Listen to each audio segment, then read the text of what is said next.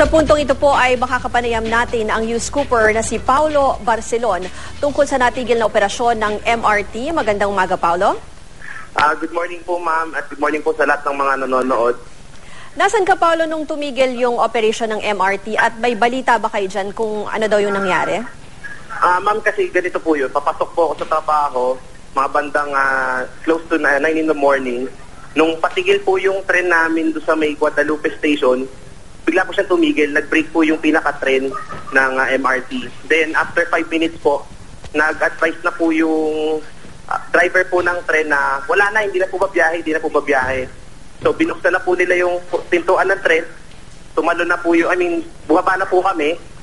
Yan na po, kita niyo po sa picture, bumaba na po kami. Then, ayun na, hindi na po nga babasasyon yung mga pasahero. So, hindi pa kayo nakakarating dun sa mismong station, kaya parang nandun lang kayo sa gitna nung pinahinto kayo at pinababa? Opo. Bali, napapasok pa lang po ng Guadalupe Station, kakasabi lang po nung driver na next station is Guadalupe. And then pagbaba po, ayun na po, bigla na pong nag-break po yung tren, unti-unti na pong nagsilabasan yung mga tao nung binuksan po yung pinakapintuan po ng tren. Anong sinabi sa inyo nung driver bago kayo bumaba? Or tas may na-obserbahan ka ba dyan ng kakaiba dyan sa sitwasyon dyan? Kanina po kasi, nung ando pa po ako sa may station, bali, weird na po yung break nung tren. Bali, titigil-tigil na po siya na muntik na po kaming matumba sa loob. So, ayun po, then dire-diretso na po yun. Sabi po, tumigil na po nung halfway malapit sa may Guadalupe. Kasi yun na po, pinatigil na po kami nung driver po ng tren.